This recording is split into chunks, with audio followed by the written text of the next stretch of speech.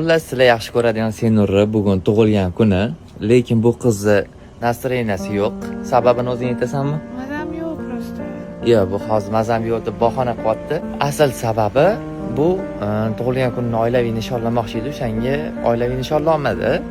Sababdan настроенияsi yo'q. Shotdan bilan. Sho'ringlar.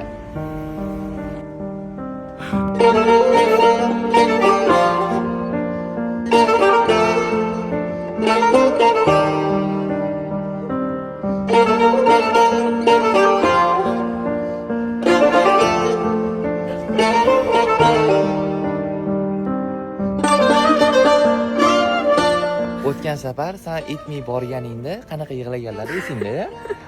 O'zing his qilyapsan endi shuni sen. Xullas kirib yig'loqani tabriklab qo'yinglar.